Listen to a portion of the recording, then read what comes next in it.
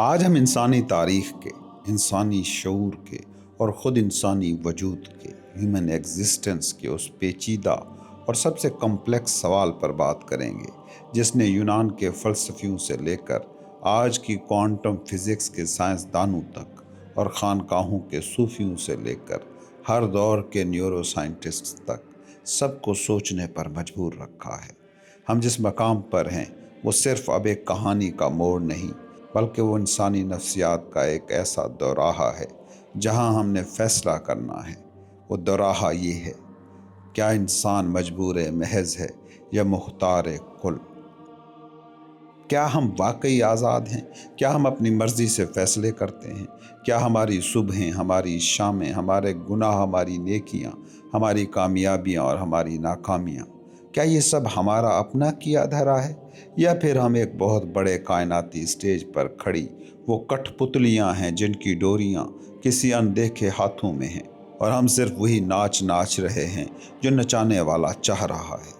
یہ سوال محض فلسفیانہ دماغ سوزی نہیں، بلکہ اس کا تعلق آپ کی روزمرہ کی زندگی کے ہر لمحے سے ہے۔ اگر ہم آزاد ہیں تو پھر ہماری یہ بے بسی کیوں ہے؟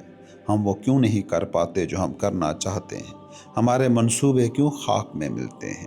کیوں ہم اپنی ہی عادتوں کے غلام بن جاتے ہیں؟ اور اگر ہم مجبور ہیں، اگر ہم پہلے سے لکھے گئے کسی اسکرپٹ کے روبوٹ کردار ہیں، تو پھر غلطی پر شرمندگی کیوں؟ پھر عدالتوں میں مجرموں کو سزائیں کیوں؟ پھر گناہ پر عذاب کیوں؟ ایک مشین کو تو غلط کام کرنے پر جیل کبھی نہیں بھیجا جاتا۔ اگر قتل میری تقدیر میں لکھا تھا تو میرا قصور کیا؟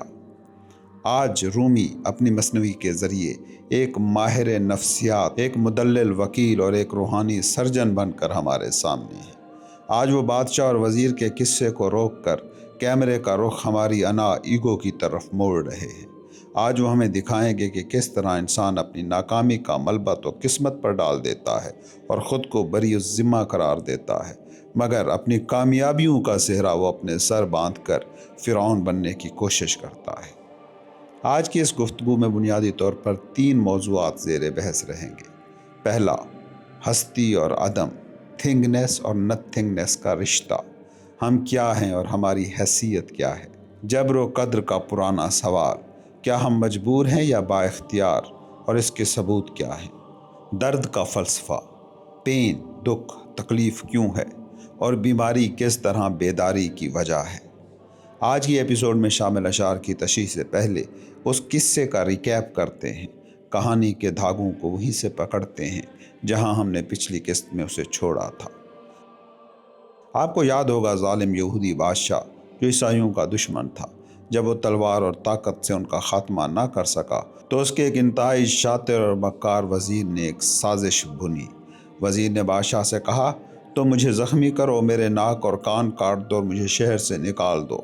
میں لٹا پٹا عیسائیوں کے پاس جاؤں گا اور کہوں گا میں بھی اصل میں خفیہ طور پر عیسائی تھا، اور بادشاہ کو پتہ چل جانے کے بعد اس نے مجھے یہ سزا دی ہے۔ یہ چال کامیاب رہی۔ عیسائیوں نے اس مکار وزیر کو اپنا مسیحا اور روحانی پیشوا مان لیا۔ وہ اس کی عقیدت میں دیوانے ہو گئے۔ وزیر نے برسوں تک ان کی تربیت کی، یہاں تک کہ ان کے دل و دماغ پر اس کا مکمل قبضہ ہو گیا۔ جب اس نے دیکھا کہ اب یہ لوگ میرے اشارے پر جان بھی دے سکتے ہیں، تو اس نے عیسائیوں کے 12 قبیلوں میں پھوٹ ڈلوانے کے لیے 12 مختلف قسم کے مخطوطے لکھے جو ایک دوسرے کی ضد تھے، اور پھر اپنی سازش کو آخری ضرب لگانے کے لیے وہ اچانک ہی خلوت میں چلا گیا۔ اس نے اپنے حجرے کا دروازہ بند کر لیا، مریدوں سے ملنے سے انکار کر دیا۔ باہر اس کے ماننے والے اندھے مرید رو رہے تھے، تڑپ رہے تھے کہ اے ہمارے شیخ باہر آؤ، تمہارے بغیر ہم یتیم ہیں۔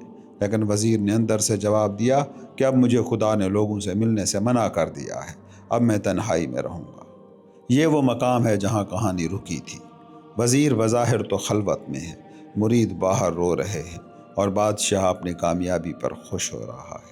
لیکن ٹھیک اسی مقام پر جہاں انسان اپنی تدبیروں پر ناز کر رہا ہے، مولانا رومی کہانی کو روک دیتے ہیں اور کہتے ہیں، اے اپنی چالاکیوں پر اترانے والے انسان، ذرا ٹھہر، ذرا دیکھ تو صحیح تیری اصل حقیقت کیا ہے۔ تو آئیے اس سلسلے کو آگے بڑھاتے ہیں۔ پہلے ہم سنیں گے آج کی ایپیسوڈ میں شامل اشعار۔ مولانا رومی فرماتے ہیں، ہماری ہوا सांस जिंदगी और हमारा होना वजूद तेरी ही अता है। हमारी तमाम हस्ती तेरी ही ईजाद और तख्लीक है। तूने अदम नथिंगनेस को हस्ती की, बीइंग की लज्जत चखाई और इस कुछ न होने को अपना आशिक बना लिया। ऐ खुदा, अपने इनाम की लज्जत को हमसे वापस ना ले। अपनी ये मिठाई, ये शराब, अपना ये जाम हमसे वापस ना ले। और अगर तू ये सब वापस ले भी ले तो कौन है जो तुझसे बाज पुरस कर सके। भला तस्वीर भी अपने मुसव्विर के साथ लड़ सकती है। हमारी तरफ न देख, हमारे करतूतों पर नज़र न कर, बल्कि अपने इकराम, अपने फजल, अपनी सखावत की तरफ देख। हम नहीं थे और हमारा कोई तकाजा भी नहीं था कि हमें पैदा कर। तेरे लुत्फ ने, करम ने हमारी अनकही बातों को भी सुन लिया। नक्श तस्वीर अपने मुसव्विर और कलम के सामने ऐसे ही आजिज़ और बंधी हुई होती है जैसे माँ के पेट में बच्चा। तेरी कुदरत के दरबार में सारी मखलूक ऐसे है जैसे सुई के सामने कढ़ाई का कपड़ा बेबस होता है।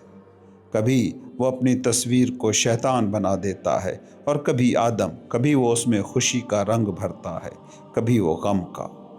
हाथ तूने ही दिए हैं जिन्हें वो दिफा के लिए हिलाता है, और बोलने की ताकत भी तूने ही दी है जिससे वो नफ़ा और नुकसान की बात करता है। तो कुरान से शेर की तफसीर पढ़। अल्लाह ने फरमाया, ए नबी, जब आपने कंकर फेंके तो वो आपने नहीं फेंके बल्कि अल्लाह ने फेंके।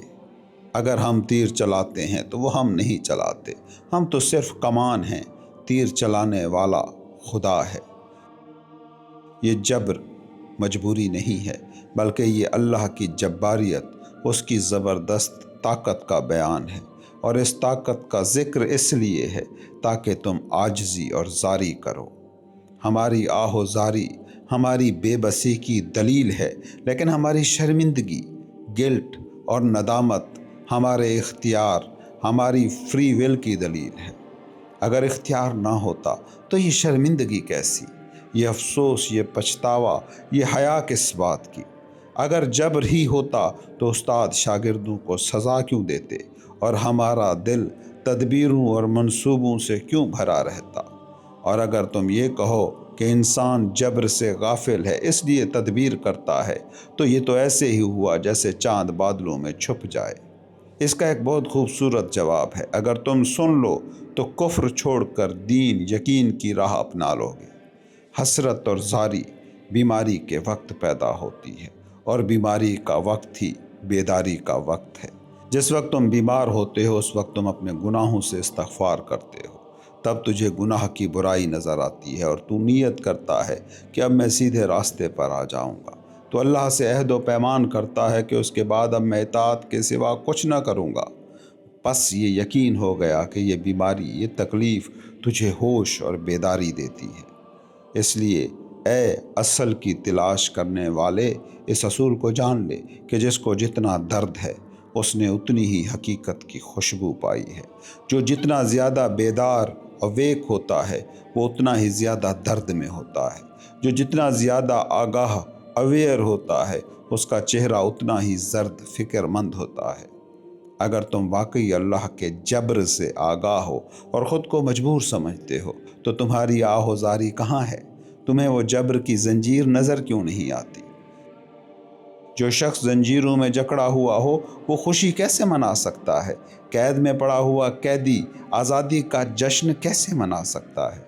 और अगर तुम ये देखते हो कि तुम्हारे पाँव बंधे हुए हैं और बादशाह के मुहाफ़िज़ तुम्हारी निगरानी के लिए तुम्हारे ऊपर बैठे हैं, तो फिर तुम दूसरे कमज़ोरों पर बादशाही और हुक्मरानी क्यों करो?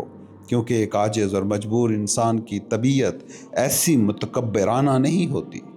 जब तुम उसका जबर नहीं देखते, महसूस नहीं करते, तो मत कहो। और अगर तुम वाकई जबर देखते हो तो तुम्हारे ऊपर उस देखने की निशानी आजिज़ी वो कहाँ है? जिस काम में तुम्हारा दिल लगता है, तुम्हारी ख्वाहिश होती है, वहाँ तो तुम अपनी कुदरत और इख्तियार को साफ देख लेते हो। और जिस काम में तुम्हारा दिल नहीं चाहता, जो तुम पर भारी पड़ता है, वहाँ तुम खुद को जबरी मजबूर बना लेते हो कि ये तो खुदा की तरफ से है। انبیاء دنیا کے کاموں میں جبری ہوتے ہیں اور کافر غافل لوگ آخرت کے کاموں میں جبری بن جاتے ہیں۔ انبیاء کا سارا اختیار آخرت کے کاموں میں ہے اور جاہلوں کا سارا اختیار دنیا کے کاموں میں ہے، کیونکہ ہر پرندہ اپنی جنس کی طرف ہی اڑتا ہے۔ جسم کے لحاظ سے وہ پیچھے ہوتا ہے، مگر جان روح کے لحاظ سے آگے آگے ہوتا ہے۔ کافر چونکہ سجین قید خانے دوزخ کی جنس سے ہیں، اس لیے انہیں دنیا کا قید خانہ پسند آتا ہے۔ انبیاء چونکہ علیین بلندیوں کی جنس سے تھے، اس لیے وہ جان و دل سے بلندیوں کی طرف گئے۔ اس بات کا کوئی اختتام نہیں، لیکن ہم اب واپس آتے ہیں، وہ تمام قصہ دوبارہ بیان کرتے ہیں۔ یہ تھے آج کی ایپیسوڈ میں شامل اشعار۔ اب چلتے ہیں ان کی تشریح کی طرف۔ ہم اس پوری بحث کو 6 بنیادی حصوں میں تقسیم کریں گے تاکہ ہم ہر نقطے کو منطقی طور پر سمجھ سکیں۔ پہلا حصہ ہے ہماری حیثیت اور عدم کا وجود۔ رومی گفتگو کا آغاز کائناتی اسکیم میں ہماری حقیقت کے تعین کی یاد دہانی سے کرتے ہیں۔ جدید انسان کا سب سے بڑا مسئلہ اس کا تکبر ہے، اس میں موجود ایروگنس۔ ہم سمجھتے ہیں کہ ہم سیلف میڈ ہیں، ہم سمجھتے ہیں کہ ہماری سانسیں، ہمارا جسم، ہماری عقل، یہ سب ہماری اپنی ملکیت ہیں۔ مگر رومی ہمیں واپس اپنی بیسکس کی طرف لے جاتے ہیں۔ وہ لفظ استعمال کرتے ہیں بعد ما، ہماری ہوا۔ سوچو زندگی کیا ہے؟ صرف ایک ہوا کا جھونکا، سانس جو اندر جاتا ہے تو ہم ہیں، اور اگر باہر نکل کر واپس نہ آئے تو ہم تھے ہو جاتے ہیں۔ رومی کہتے ہیں ہمارا ہونا بھی ہمارا اپنا نہیں ہے، یہ اس ہستی کی ایجاد ہے، ہم تو عدم تھے، نتھنگنیس۔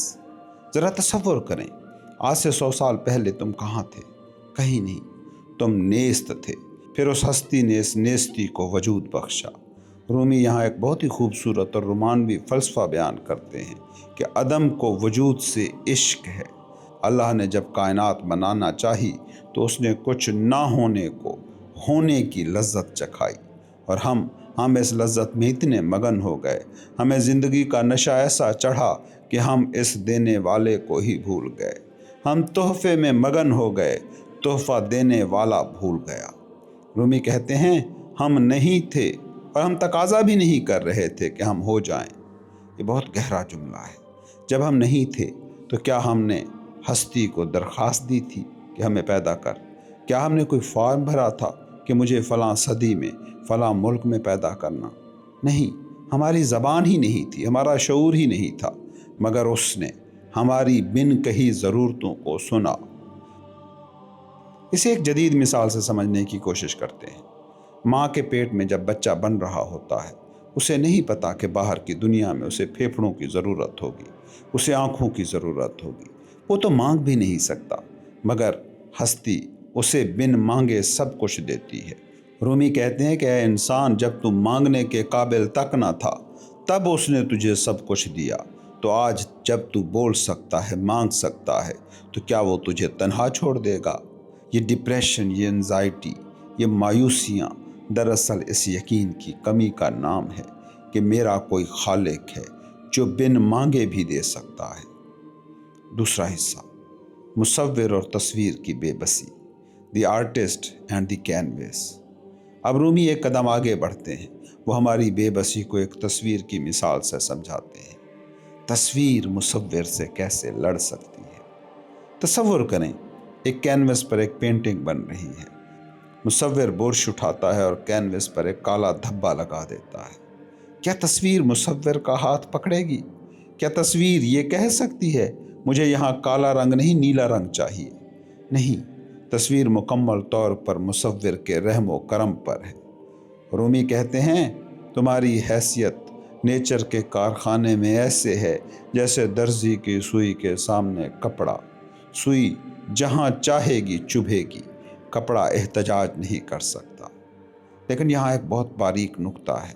رومی یہ نہیں کہہ رہے کہ ہم مایوس ہو جائیں، وہ کہہ رہے ہیں یہ بے بسی مایوسی والی نہیں بلکہ سپردگی، سرنڈر والی ہے۔ جب انسان یہ مان لیتا ہے کہ میں تصویر ہوں، مصور نہیں، तो अचानक उसके कंधों से जिंदगी का सारा बोझ पल में उतर जाता है। आज इंसानी परेशानियों की सबसे बड़ी वजह क्या है? यही कि हम खुद को मुसव्विर समझ बैठे हैं। हम चाहते हैं कि ज़िंदगी की पेंटिंग हमारी मर्जी से बने। हम चाहते हैं कि सिर्फ खुशी के रंग हों, गम का कोई शेड ना हो। मगर रूमी कहते हैं, मुसव्विर कभी तस्वीर में शैतान बनाता है, कभी इंसान। कभी खुशी का रंग भरता है, कभी गम का। अगर तस्वीर गम के रंग पर एतराज़ करना शुरू कर दे तो वो शाहकार मास्टरपीस कैसे बनेगी? एक मुकम्मल तस्वीर के लिए रोशनी और साया, लाइट एंड शेड्स दोनों ज़रूरी हैं। हमारी ज़िंदगी के दुख, हमारी तकलीफ़ें, ये सब उस अजीम मुसव्विर के शाहकार का हिस्सा है।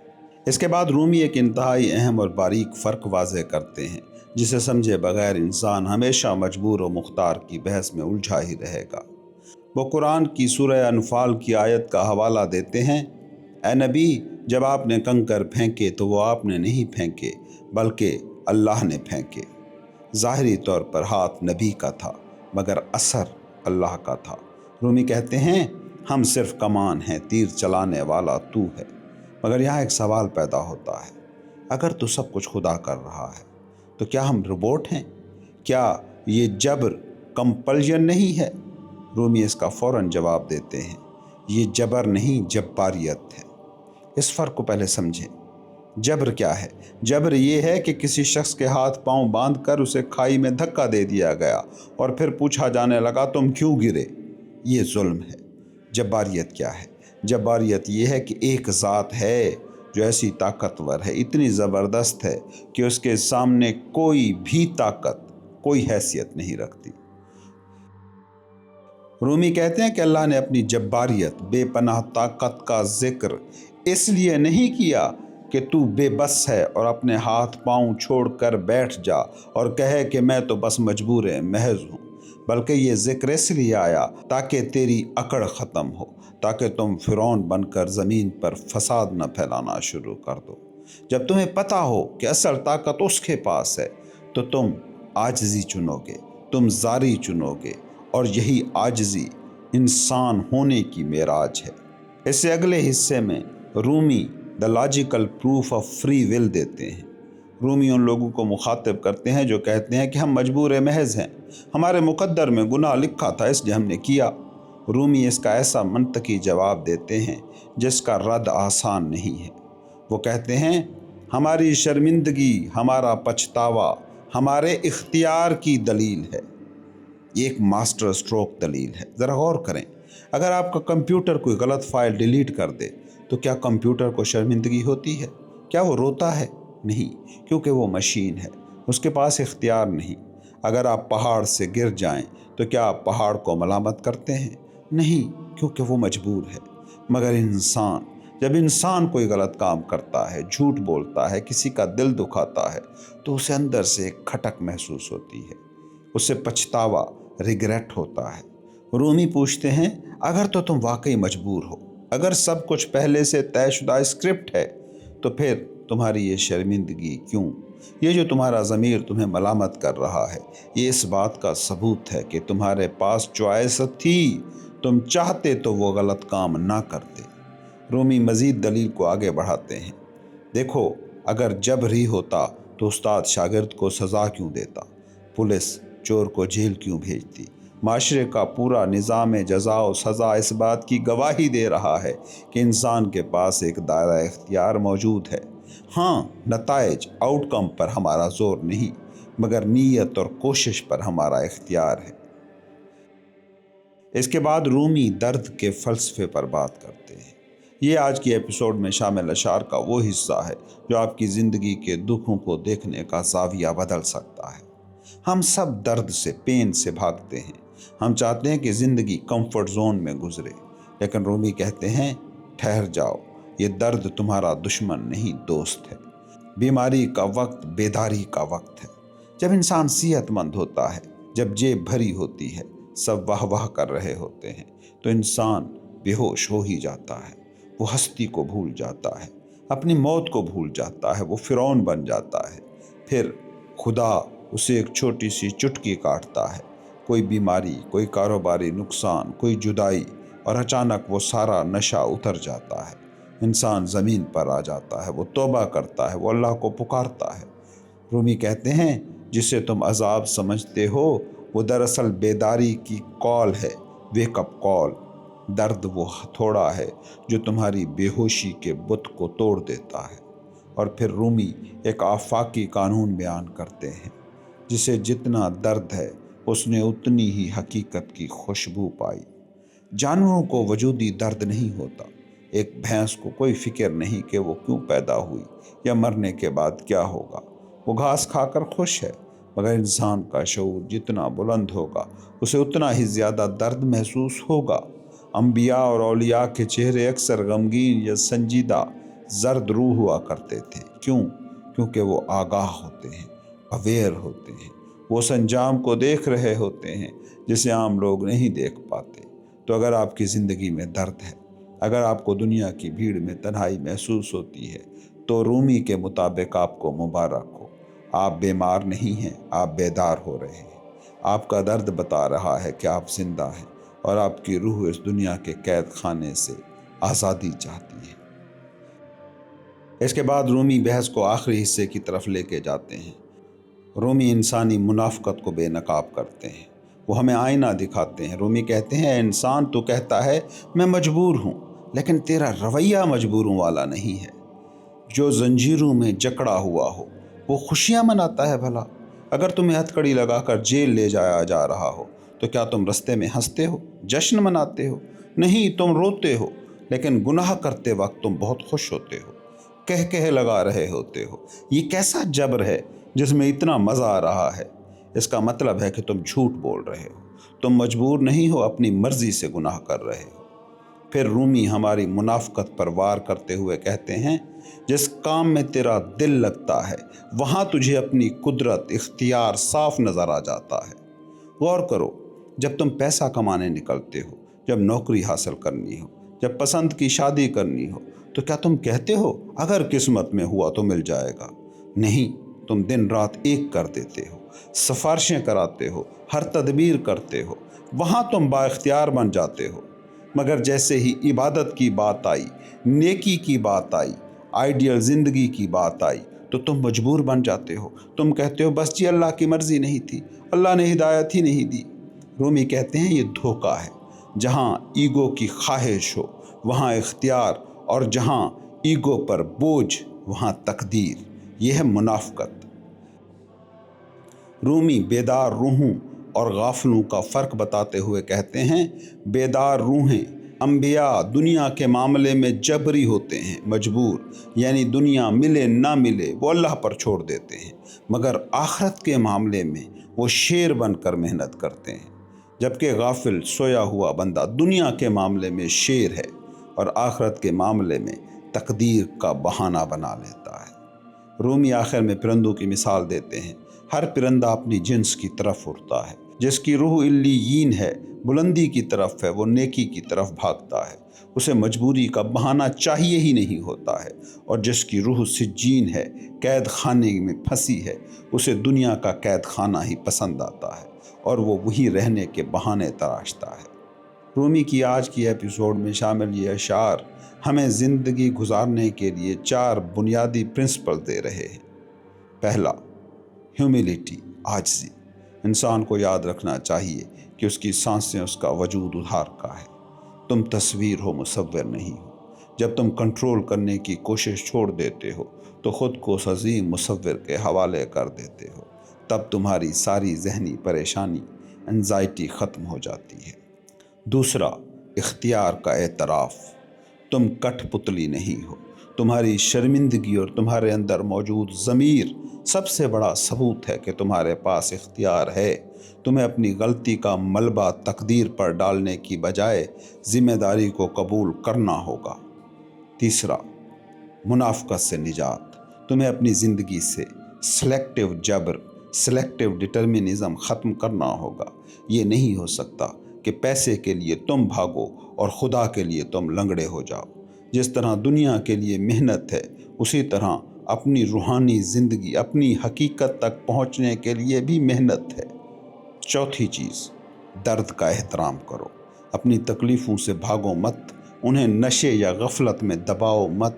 یہ درد تمہیں جگانے آیا ہے، جس کے پاس درد نہیں وہ سویا ہوا ہے۔ اپنے درد کو میڈیٹیشن میں بدل دو، یہ تمہیں کل سے، ہستی سے ملا دے گا۔ رومی آخر میں کہتے ہیں، یہ باتیں کبھی ختم ہوں گی نہیں، یہ بحثیں جاری رہیں گی، مگر عقل مند وہ ہے جو بحث کی بجائے سمجھ کا راستہ چنے۔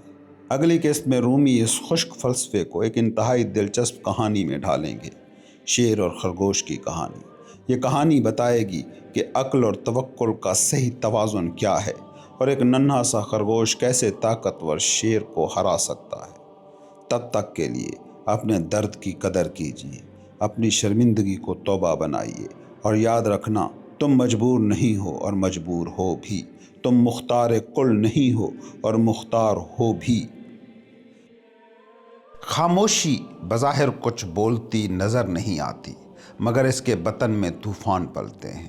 تاریخ کی گواہی یہی بتاتی ہے کہ انسانی زندگی میں آنے والے سارے باطنی انقلاب خاموشی کی کوکھ سے پھوٹے تھے۔ نبوت کے پیچھے غار ہرا کی خاموشی ہمیشہ کھڑی نظر آتی ہے۔ شاید یہی وجہ ہے کہ دنیا میں جب جب مذاہب کے نام پر کھلواڑ بھی کیا گیا، ڈونگی بابو نے لوگوں کی معصومیت کو اسی ٹول کے ذریعے بے وقوف بنانے کی کوشش کی۔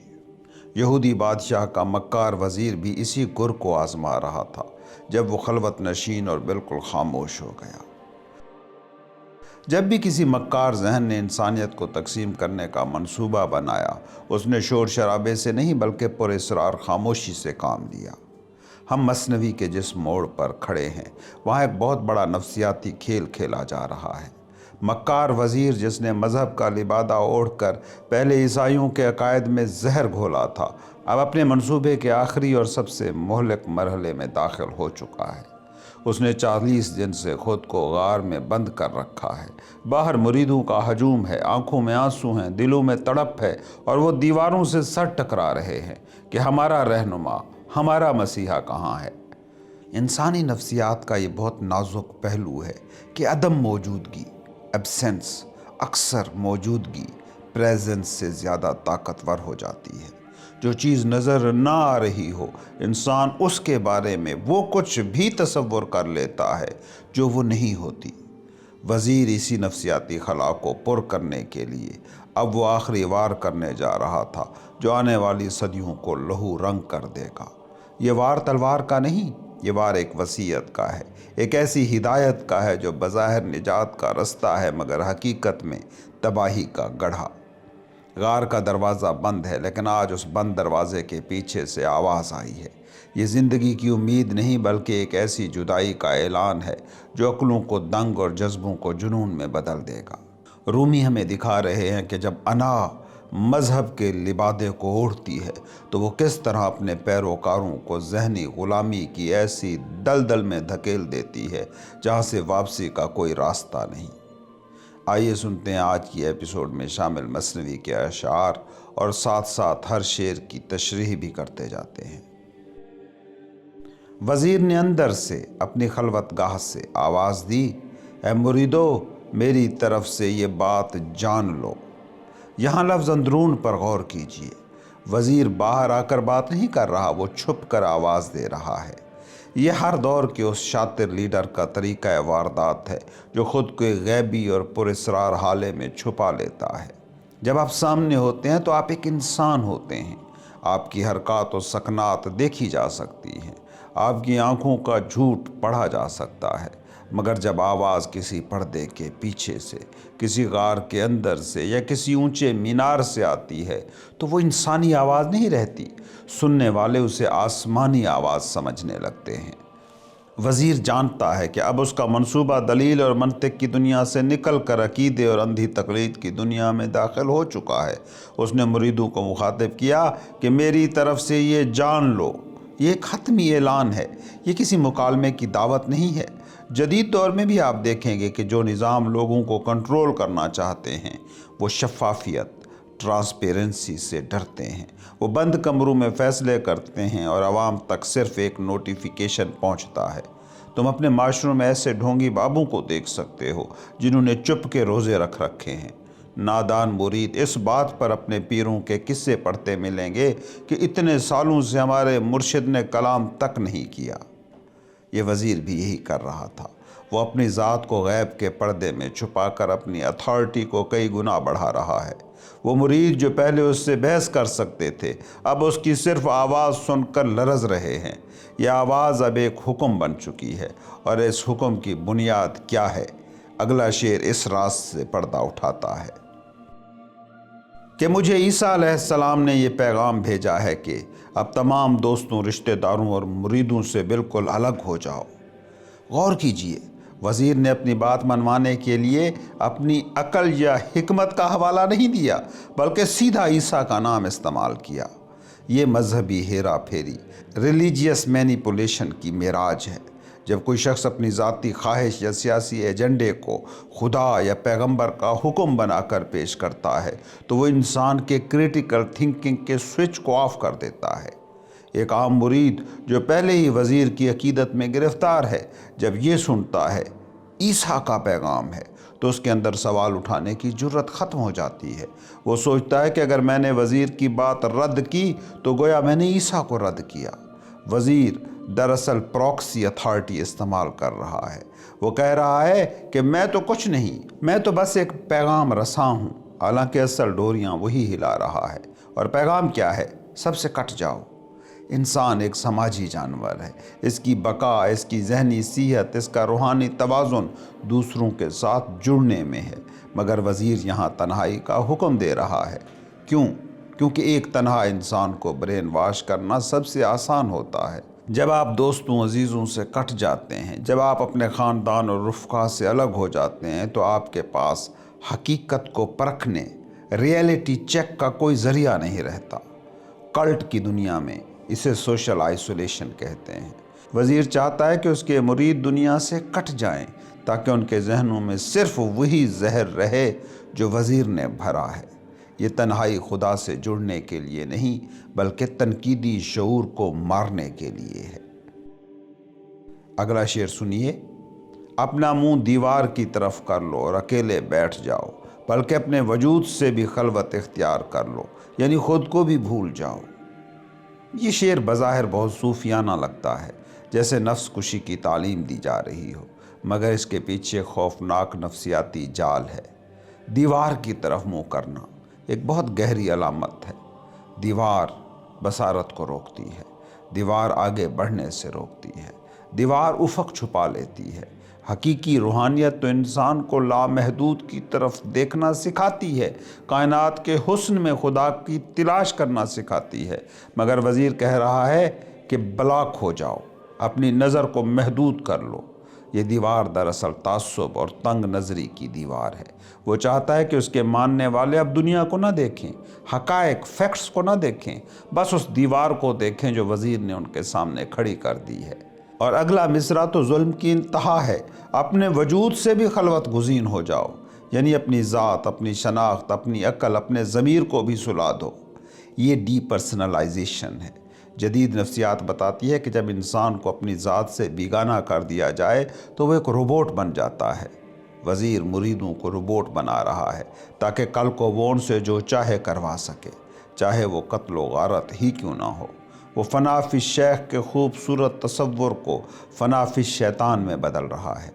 ایک سچا مرشد انسان کو اس کی اصل ذات سے ملواتا ہے، اسے خود شناس بناتا ہے، مگر یہ مکار وزیر انہیں خود فراموش بنا رہا ہے تاکہ ان کے اندر کا ضمیر مر جائے اور وہ صرف ایک آلہ کار بن کر رہ جائیں۔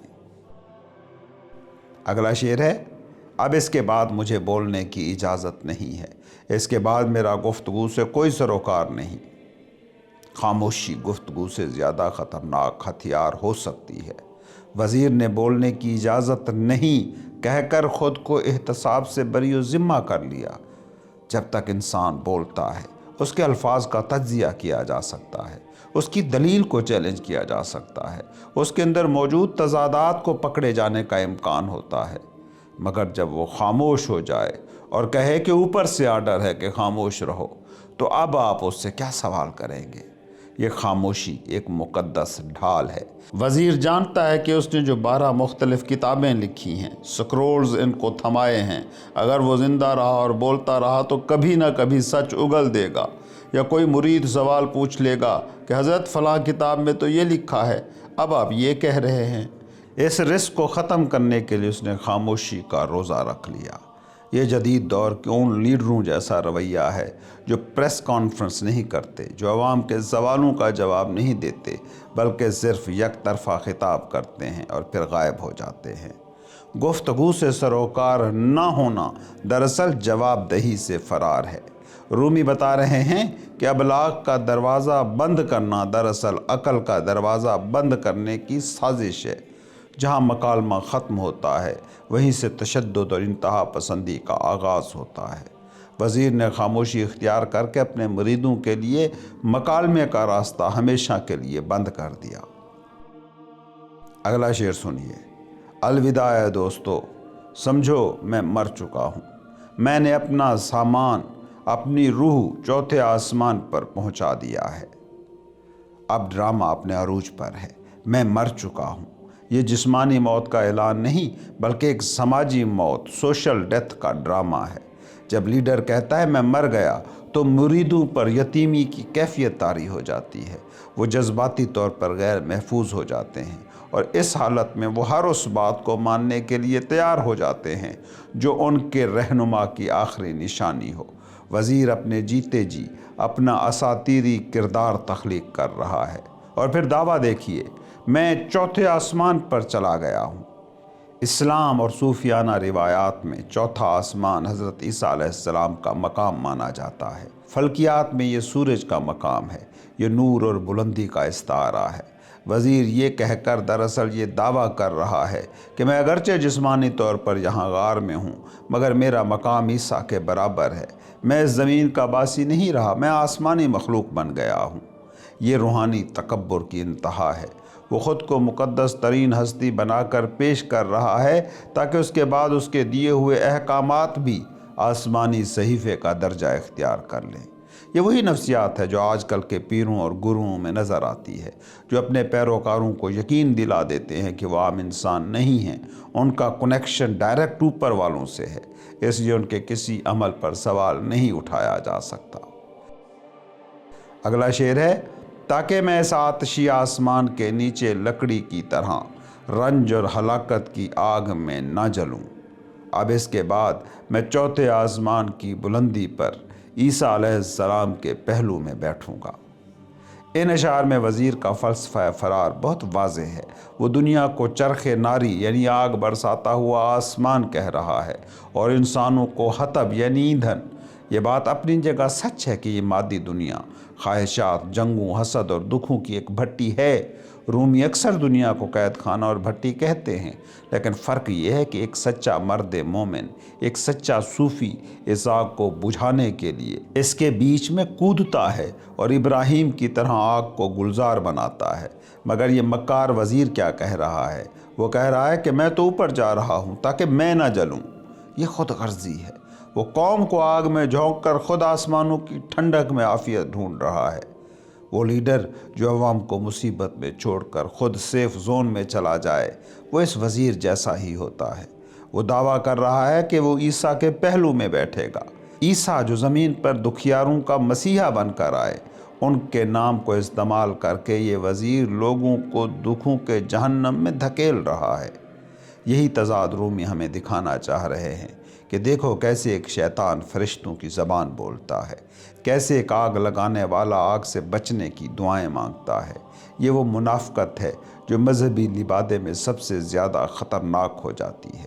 اور پھر جب اس نے یہ عمومی اعلان کر دیا، جب اس نے عوام الناس کو مایوسی اور یتیمی کے سمندر میں دھکیل دیا، تو اب اس نے اپنے اصل کھیل کا آغاز کیا۔ یہ کھیل تھا تقسیم در تقسیم کا۔ اب وہ ہجوم سے نہیں بلکہ خواص سے مخاطب ہونے لگا۔ اگلا شعر سنیے۔ پھر اس نے ان امیروں 12 سرداروں کو بلایا ایک ایک کر کے، اور ہر ایک سے تنہائی میں بات کی۔ یہ تھا سازش کا اگلا مرحلہ، 1 on 1 میٹنگ۔ ماسٹر مائنڈز جانتے ہیں کہ ہجوم کو جذبات سے بے وقوف بنایا جاتا ہے، مگر لیڈرز کی انا ایگو کو خریدا جاتا ہے۔ وزیر نے سب کو اکٹھے نہیں بلایا بلکہ ایک ایک کر کے اکیلے بلایا۔ کیوں؟ تاکہ وہ ہر ایک کو ایک ہی جھوٹ ایک خصوصی راز کے طور پر بیچ سکے۔ جب کسی انسان کو اکیلے میں بلا کر کہا جاتا ہے کہ یہ بات صرف تمہارے لیے ہے تو اس کی نفسیات بدل جاتی ہے، وہ خود کو خاص سمجھنے لگتا ہے۔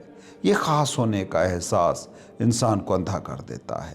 وزیر جانتا ہے کہ اگر وہ ان 12 کو اکٹھا بٹھا کر بات کرتا تو وہ ایک دوسرے کی طرف دیکھتے، شاید کوئی سوال اٹھا دیتا، لیکن تنہائی میں انسان کمزور ہوتا ہے اور سامنے والے کے دباؤ میں جلدی آ جاتا ہے۔ یہ وہی طریقہ ہے جو کارپوریٹ سیاست میں، محلاتی سازشوں میں اور ماڈرن پاور پولیٹکس میں استعمال ہوتا ہے۔ ڈیوائیڈ اینڈ رول کا آغاز ہمیشہ بند کمروں کی انفرادی ملاقاتوں سے ہوتا ہے۔ اگلا شعر ہے، اس نے ہر ایک سے کہا کہ عیسیٰ کے اس دین میں حق کا نائب اور میرا خلیفہ صرف تو ہے۔ یہ ہے وہ زہر جو وزیر نے ہر سردار کے کان میں اونڈیلا، صرف تم۔ اس نے ہر ایک کو یقین دلایا کہ باقی سب تو بس ایسے ہی ہیں، اصل وارث، اصل جانشینی اور عیسیٰ کا اصل نمائندہ صرف تو ہے۔ انسان کی سب سے بڑی کمزوری اس کی انا ہے۔ ہر انسان چاہتا ہے کہ وہ منتخب شدہ ہو، the chosen one۔ وزیر نے اسی کمزوری پر وار کیا۔ ذرا سوچیں، جب ایک کمرے سے ایک سردار یہ یقین لے کر نکلا کہ اگلا بادشاہ میں ہوں، اور پھر تھوڑی دیر بعد دوسرا سردار اسی یقین کے ساتھ نکلتا ہے، تو تصادم ناگزیر ہو جاتا ہے۔ وزیر نے خلافت، جو کہ ذمہ داری کا نام تھا، اسے استحقاق، انٹائٹلمنٹ اور طاقت بنا کر پیش کیا۔ اس نے مذہب کو پاور پالیٹکس میں بدل دیا۔ اس نے ہر سردار کو حق کا نائب ہونے کا سرٹیفکیٹ دے دیا۔ جب 12 لوگ، جن کے پاس الگ الگ نظریات ہیں، سب کے سب یہ سمجھیں کہ وہی حق پر ہیں اور باقی سب باطل پر، تو پھر زمین پر کیا ہوگا؟ صرف فساد۔ یہ آج کی دنیا کا بھی المیہ ہے۔ ہر فرقہ، ہر گروہ، ہر جماعت اسی زوم میں مبتلا ہے کہ نائب حق صرف وہ ہے، باقی سب گمراہ ہیں۔ یہ سوچ وزیر کی دی ہوئی اسی گھٹی کا نتیجہ ہے جو صدیوں پہلے اس نے ان امیروں کو پلائی تھی۔ اگلا شعر ہے، اور باقی جو دوسرے امراء ہیں وہ تیرے تابع ہیں۔ عیسیٰ نے ان تمام کو تیرا پیروکار بنا دیا ہے۔ صرف خلیفہ بنانے پر اکتفا نہیں کر رہا، بلکہ اس نے ہر سردار کو یہ اتھارٹی بھی دے دی کہ باقی سب تمہارے ماتحت ہیں۔ یہ وہ ایبسولوٹ پاور کا نشہ۔ اس نے کہا، یہ میرا فیصلہ نہیں، یہ عیسیٰ کا فیصلہ ہے۔ دوبارہ مذہب کا کارڈ۔ جب آپ کسی کو بتاتے ہیں کہ تمہارے مخالفین کو خدا نے تمہارا غلام بنا دیا ہے، تو آپ اس کے اندر ایک فرعون پیدا کر رہے ہوتے ہیں۔ وزیر ہر سردار کو فرعون بنا رہا تھا۔ وہ جانتا تھا کہ کوئی بھی سردار دوسرے کی ماتحتی قبول نہیں کرے گا۔ جب ایک شخص جو خود کو بادشاہ سمجھ رہا، اسے پتہ چلے کہ دوسرا بھی بادشاہی ہی کا دعوے دار ہے، تو اس کے اندر حسد اور عداوت کی آگ بھڑکے گی ہی بھڑکے گی۔ وزیر نے جان بوجھ کر ہیرارکی کو کنفیوز کیا۔ اس نے ایسا ڈھانچہ بنایا جو گرنے کے لیے ہی ڈیزائن کیا گیا تھا۔ یہ اسٹرکچرل کیوس تھا۔ جدید اداروں اور معاشروں میں بھی جب اختیارات کی تقسیم واضح نہ ہو اور ہر شخص کو باس بننے کا خواب دکھایا جائے تو وہ ادارہ تباہ ہو جاتا ہے۔ وزیر پوری عیسائی قوم کو ایک ایسے ہی تباہ کن ڈھانچے میں ڈھالنے کی کوششیں کر رہا تھا۔ اگلا شعر ہے، ہر وہ امیر جو تیری اطاعت سے گردن کھینچے اسے پکڑ لے، یا تو اسے جان سے مار دے یا پھر اسے قیدی کر لے۔ اب بات صرف عقیدے تک نہیں رہی، تھیوریٹیکل نہیں رہی، بات تلوار تک آ گئی۔ یہ انتہا پسندی کا اگلا مرحلہ ہے۔ جو تمہاری بات نہ مانے اسے مار دو۔ وزیر نے عدم برداشت کو قانونی حیثیت دے دی۔ اس نے ہر سردار کو جج، جیوری اور جلاد بنا دیا۔ غور کریں، مذہب جو زندگی کا احترام سکھاتا ہے، وزیر اس کے ذریعے قتل کا جواز فراہم کر رہا ہے۔ اس نے کہا، گردن کھینچنا یعنی اختلاف کرنا۔ وزیر کے نزدیک اختلاف کی سزا موت ہے۔ یہ ہے فاشزم کی بنیاد۔ جب ایک گروہ یہ طے کر لے کہ سچ صرف ہمارے پاس ہے اور جو ہم سے متفق نہیں ہے وہ واجب القتل ہے یا واجب القید ہے، تب معاشرہ جہنم بن کر رہتا ہے۔ وزیر نے ان سرداروں کے ہاتھوں میں صرف کتاب نہیں دی، بلکہ اس کتاب کے ساتھ خنجر بھی تھما دیا۔ اس نے انہیں سکھایا کہ طاقت کے زور پر عقیدہ بنوایا جاتا ہے، یہ وہ خطرناک نظریہ ہے جس نے تاریخ میں کروڑوں انسان کا خون بہایا ہے۔ رومی ہمیں خبردار کر رہے ہیں کہ جب حق کے دعوے داروں کے ہاتھ میں تشدد کے ٹول آ جائیں تو سمجھ جانا وزیر کی تعلیم ہے، عیسیٰ کی نہیں۔ اگلا شعر ہے، لیکن جب تک میں زندہ ہوں یہ بات کسی سے مت کہنا، جب تک میں مر نہ جاؤں اس ریاست یعنی اس سرداری کی طلب مت کرنا۔ سوچئے یہ شرط کیوں رکھی؟ رازداری، سیکریسی، آخر کیوں؟ وزیر ہوشیار ہے، وہ جانتا ہے کہ اگر اس کی زندگی میں دو سردار آپس میں لڑ پڑے یا بات کر لی تو پول کھل جائے گا۔ اگر سردار اے نے سردار بی سے کہہ دیا کہ وزیر نے مجھے بادشاہ بنایا ہے تو سردار بی کہے گا ارے نہیں مجھے بنایا ہے، اور پھر دونوں وزیر کے پاس جاتے کہ ماجرا کیا ہے۔ وزیر اس کراس چیکنگ سے ڈرتا ہے۔ جھوٹ صرف اندھیرے اور تنہائی میں پنپتا ہے، روشنی اور رابطے میں مر جاتا ہے۔ اس لیے اس نے حکم دیا کہ چپ رہنا۔ اس نے اسے ایک ٹائم بم بنا دیا، ایک ایسا بم جو اس کی موت کے فوراً بعد پھٹنا تھا۔ اس نے انہیں صبر کا درس نہیں دیا بلکہ سازش کا درس دیا۔ وہ چاہتا تھا کہ یہ نفرت ان کے دلوں میں پکتی رہے، لاوا ابلتا رہے، اور جو ہی اس کی آنکھ بند ہو یا آتش فشاں پھٹ پڑے۔ یہ جدید دور کے سلیپر سیلز کی طرح ہے جو وقت آنے پر متحرک ہوتے ہیں۔ وزیر نے اپنی زندگی کو ایک ڈھال بنا لیا تاکہ اس کی موت ایک قیامت بن جائے۔ یہ اس کی سیڈسٹک طبیعت کی عکاسی ہے کہ وہ اپنی تباہی کے منصوبے کو مکمل ہوتا ہوا دیکھنے کے لیے زمین تیار کر رہا ہے۔ اگلا شعر ہے، جب تک میں مر نہ جاؤں اس راز کو ظاہر نہ کرنا اور بادشاہی اور غلبے کا دعویٰ مت کرنا۔ یہاں وزیر ان سرداروں کی گریڈ، لالچ کو مزید بھڑکا رہا ہے، انتظار خواہش کو بڑھاتا ہے۔ جب آپ کسی بچے کے سامنے کھلونا رکھ دیں اور کہیں کہ ابھی نہیں تھوڑی دیر بعد ملے گا تو اس کی بے چینی بڑھ جاتی ہے۔ وزیر ان سرداروں کی پیاس بڑھا رہا ہے، وہ انہیں ذہنی طور پر اقتدار کے تخت پر بٹھا چکا ہے، بس ظاہری اعلان باقی ہے۔ یہ نفسیاتی دباؤ، یہ سسپینس ان سرداروں کو نارمل انسان نہیں رہنے دے گا۔ وہ ہر وقت دوسرے سرداروں کو شک کی نگاہ سے دیکھتے رہیں گے۔ وہ اپنے مریدوں کو تیار کریں گے، خفیہ طور پر ہتھیار جمع کریں گے۔ وزیر نے معاشرے کے اندر اعتماد، ٹرسٹ کا قتل کر دیا۔ جب لیڈرشپ کے دعوے دار آپس میں ہی مخلص نہ ہوں، جب ہر کوئی دوسرے کی پیٹھ میں خنجر گھونپنے کا منتظر ہو تو وہ قوم کبھی پنپ نہیں سکتی۔ یہ شعر ہمیں بتاتا ہے کہ منافقت صرف عمل کا نام نہیں بلکہ نیتوں کے فساد کا نام ہے۔ اگلا شعر ہے، یہ لو یہ کتاب، یہ تمہار ہے اور یہ مسیح کے احکامات ہیں، انہیں اپنی امت پر فصاحت کے ساتھ ایک ایک کر کے پڑھنا۔ اب وہ ہتھیار دیا جا رہا ہے جو ایٹم بم سے زیادہ تباہ کن ہے۔ تمہار یعنی سکرولز، وہ تحریری مسودہ جو وزیر نے لکھا، اس نے اسے احکام مسیح کا نام دیا۔ یہ جال سازی ہے، وہ جھوٹ کو سچ کا لیبل لگا کر بیچ رہا ہے، اور حکم کیا ہے؟ امت پر فصیح ہو کر پڑھنا، یعنی اپنی تقریر کے جادو سے، اپنے بیان کی طاقت سے لوگوں کو قائل کرنا۔ وزیر جانتا ہے کہ کانٹینٹ میں، مواد میں زہر ہے، اس لیے وہ پیشکش یعنی پریزنٹیشن پر زور دے رہا ہے۔ وہ کہہ رہا ہے کہ اتنے اعتماد، اتنی فصاحت سے جھوٹ بولنا کہ سچ لگے۔ آج کا میڈیا، پروپیگنڈا مشینری یہی تو کرتے ہیں، الفاظ کی جادوگری۔ وہ باطل کو حق بنا کر پیش کرتے ہیں۔ وزیر نے ہر سردار کو ایک ایک اسکرپٹ تھما دیا ہے اور کہا ہے کہ جاؤ اسٹیج تمہارا ہے، بس اس اسکرپٹ سے ہٹنا نہیں ہے۔ یہ کتابیں ہدایت کا ذریعہ نہیں بلکہ یہ پروپیگنڈا مینولز تھے۔ اگلا شعر ہے، ہر امیر سے اس نے علیحدگی میں یہی بات کہی کہ خدا کے دین میں تیرے سوا کوئی نائب نہیں ہے۔ یہ شعر اس پوری سازش کا خلاصہ ہے، تیرے سوا کوئی نہیں۔ یہ وہ جملہ ہے جس نے انسانی تاریخ میں سب سے زیادہ فساد برپا کیا ہے۔ اونلی می، صرف میں، یہ ہے ہر تکبر کی جڑ۔ وزیر نے 12 لوگوں کو صرف میں کے پنجرے میں قید کر دیا۔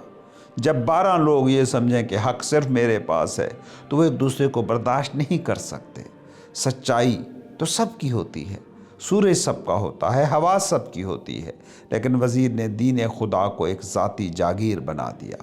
اس نے عالمگیر سچائی کو، یونیورسل ٹروتھ کو ذاتی ملکیت، پرسنل پراپرٹی میں بدل دیا۔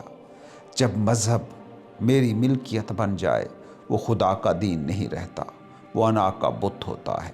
رومی یہاں ایک بڑا اصول سمجھا رہے ہیں کہ جو بھی یہ دعویٰ کرے کہ سچ صرف میرے پاس ہے، وہ وزیر کا شاگرد ہے، عیسیٰ کا وارث نہیں، کیونکہ نبی تو جوڑنے آتا ہے اور یہ دعویٰ سب کو توڑ رہا ہے۔ اگلا شعر ہے، اس نے ہر ایک کو معزز اور پیارا بنا لیا، جو بات اس پہلے کو کہی تھی وہی بات اس دوسرے کو بھی کہہ دی۔ یہ منافق کی سب سے بڑی نشانی ہے، وہ دوغلا ہوتا ہے، دو منہا۔ وہ جس کے پاس بیٹھتا ہے اسی جیسا ہو جاتا ہے۔